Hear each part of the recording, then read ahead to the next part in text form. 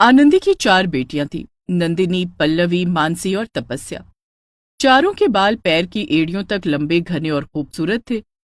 उनके लंबे बालों से उनकी जिंदगी बदल गई और उन्होंने गरीबी से अमीरी तक का सफर तय किया। आनंदी की बेटियां बहुत छोटी थीं तभी उसके पति उमेश की मौत हो गई थी। आनंदी अपने पति को याद करके बहुत रोया करती। अब तो मुझे छोड़कर चले गए। मैं इन चारों बेटियों की परवरिश अकेले कैसे करूंगी? इनकी पढ़ाई लिखाई शादी कैसे होगा ये सब? आनंदी के पति उमेश आलू के पराठे का ठेला लगाते थे। पति की मौत के बाद कई दिनों से वो ठेला बेजान सा पड़ा था। आनंदी की बड़ी बेटी नंदिनी ने आनंदी से कहा, माँ, हम बाबा का पराठे का ठेला फिर से शुरू कर सकते हैं। इस काम में हम चारों आपकी मदद करेंगे। तू ठीक कह रही है नंदिनी बेटी, हमें ये काम करना ही होगा, नहीं तो घर कैसे चलेगा? बेटियों को पालने के लिए आनंदी ने पति की मौत के बाद बंद पड़े पराठे के ठेले को फिर से शुरू किया। वो पराठे बनाकर बेचने लगी। उसकी चारों बेटियां इस काम में उसकी मदद करने लगी। माँ, मैंने आटा लगा दिया है, आलू उबालकर तैयार कर दिया है। माँ, मैंने धनिया की चटनी पीस दी है। माँ, हम भी आपकी मदद करना चाहते हैं, हम क्या करें? मानसी और तपस्या, तुम दोनों भी बहुत छोटी हो, तुम्हें काम करने की जरूरत नहीं है। नहीं माँ, हम आपके काम में हाथ बटाना चाहते हैं। अच्छा ठीक है, तुम दोनों दुकान पर आने वाले ग्राहकों का ध्यान रखना। ठीक है माँ। चारों बेटियों की मदद से आनंदी आलू पराठे बेचने का काम शुरू कर देती है। दुकान पर लोग आने लगते हैं। अरे 2 आलू के पराठे देना। अभी लाई भाई साहब। मानसी एक प्लेट में आलू के 2 पराठे और धनिया की चटनी लाकर उसे देती है। ये लीजिए भाई साहब। वो आदमी मानसी के लंबे बाल देखकर कहता है, तुम्हारे बाल तो बहुत लंबे, कौन सा तेल लगाती हो? हमारे पास तेल लगाने के लिए पैसे कहाँ हैं साहब? तो कोई खास तरीके का शैम्पू लगाती होगी।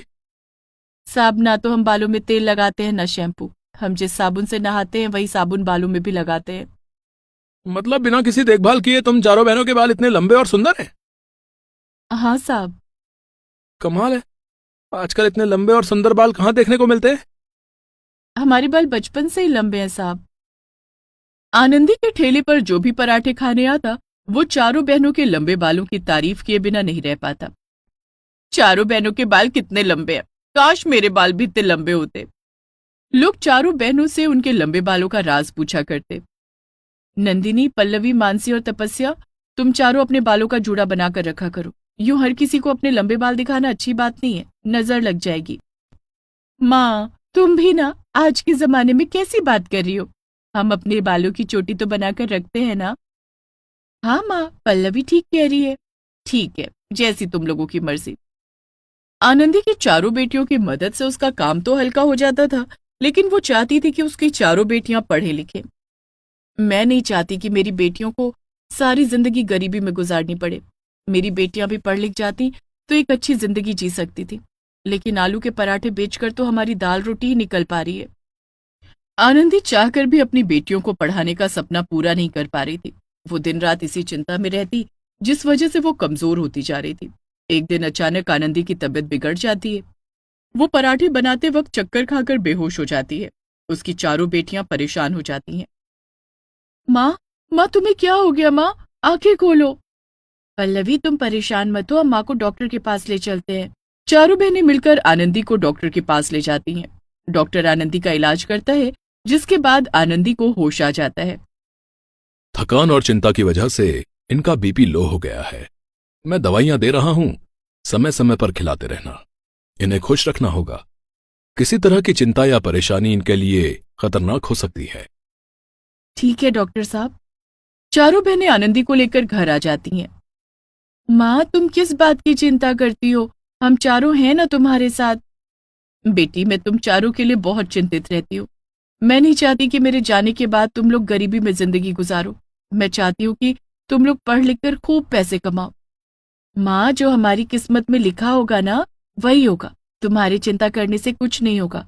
चिंता करने से तुम्हारी तबीयत और बिगड़ जाएगी। लेकिन मेरी बच्चियों, लेकिन वेकिन कुछ नहीं माँ, तुम चुपचाप आराम करो। डॉक्टर ने तुम्हें आराम करने के लिए कहा है। जब तक तुम ठीक नहीं हो जाती, हम तुम्हें काम नहीं करने देंगे। पराठे का ठेला हम चारों बहनें मिलकर चला लेंगे। ठीक है मेरी बेटियों। दूसरे दिन से चारों बहनें मिलकर पराठे बेचने का काम करने लगती हैं और आनंदी घर पर आराम करती है। एक दिन की बात है, चारों बहनें पराठे बना रही थीं, तभी वहां एक गाड़ी आकर रुकती है। उस गाड़ी से एक आदमी बाहर आता है। वो नंदिनी के पास जाकर कहता है, तुम चारों बहनों के लंबे बाल बहुत काम के हैं। क्या तुम चारों मेरे लिए काम करना पसंद करोगी? कैसा काम साहब? आप कौन है? मैं आपको नहीं जानती। मैं वही हूं जो तुम्हारे ठेले पर पहली बार पराठे खाने आया था। तभी मैंने तुम चारों बहनों के लंबे बाल देखे थे। लेकिन साहब, हम चारों बहनें पढ़ी लिखी नहीं है। हमें पराठे बनाने के अलावा और कुछ नहीं आता। हम भला क्या काम कर सकती हैं? उस काम के लिए पढ़ा लिखा होना जरूरी नहीं है। हाँ, उस काम को करके तुम लोगों को इतने पैसे मिलेंगे जिससे तुम लोग पढ़ लिख सकोगी। ऐसा कौन सा काम है साहब जिसे करने के बाद हमें इतना पैसा मिलेगा कि हम पढ़ लिख सकेंगे? मैं एक कंपनी का मालिक हूं। मेरी कंपनी तेल, शैम्पू, हेयर मास्क और बालों को लंबा बनाने के लिए कई तरह के प्रोडक्ट बनाती है। उसके ऐड के लिए मुझे ऐसी लड़कियों की तलाश है जिनके बाल नेचुरली लंबे हों। तुम चारों बहनों के बाल नेचुरली लंबे हैं। अगर तुम लोग मेरे प्रोडक्ट्स के लिए ऐड करोगी तो तुम चारों को बहुत पैसे मिलेंगे। साथ ही जब लोग तुम्हें टीवी पर देखेंगे तो तुम लोग मशहूर हो जाओगी, जिसके बाद तुम लोगों को दूसरी कंपनियों से भी काम मिलने लगेगा। इस काम में बहुत पैसा है जिससे तुम चारों एक अच्छी जिंदगी जी सकती हो। नंदिनी को उस व्यक्ति की बात ठीक लगती है। वो पल्लवी, मानसी और तपस्या को ये बात बताती है। ये तो बहुत बढ़िया काम है दीदी। लोग हमें टीवी पर देखेंगे, बड़े बड़े होर्डिंग्स पर हमारी तस्वीरें लगेंगी। चारों बहनें इस काम के लिए तैयार हो जाती हैं। हम इस काम के लिए तैयार हैं साहब।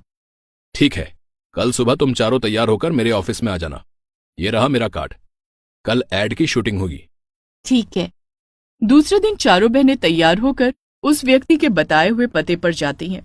वो एक बड़ा सा ऑफिस था, लेकिन चारों बहनों के कपड़े देखकर गार्ड उन्हें अंदर जाने से रोक देता है। अरे कौन हो तुम लोग? कहाँ जा रही हो? हमें साहब ने बुलाया है, आज हमारी शूटिंग होगी। तुम लोगों की शूटिंग? अरे शक्ल देखिए अपनी। यहाँ बड़े बड़े मॉडल शूटिंग के लिए आते हैं भाई। उसी समय कंपनी का मालिक वहां आ जाता है। अरे आ गए तुम लोग। यहाँ क्या कर रहे हो? अंदर चलो। देखिए ना साहब, गार्ड अंकल हमें अंदर ही नहीं जाने दे रहे हैं। वो व्यक्ति गार्ड से कहता है, रामू, ये हमारे नए मॉडल हैं, इन्हें अंदर आने से मत रोकना। ठीक है साहब। वो व्यक्ति जो कंपनी का मालिक था, उसका नाम था संजय मेहरा। वो बहुत अमीर और कई कंपनियों का मालिक था। उसने चारों बहनों को बालों के प्रोडक्ट के लिए ऐड का काम दिया। नंदिनी को तेल के लिए, पल्लवी को शैम्पू के लिए, मानसी को हेयर मास्क के लिए, तो तपस्या को हेयर जेल के लिए ऐड का काम दिया गया। थोड़ी देर में शूटिंग हुई। चारों बहनों ने बारी बारी से शूटिंग की। मेरे लंबे बालों का राज मेहरा तेल। मेहरा तेल लगाइए, मेरे जैसे लंबे बाल पाइए। मेरे खूबसूरत बाल, मेहरा तेल का कमाल। मेहरा तेल बालों को लंबा करे। बालों में लाइए नई जान।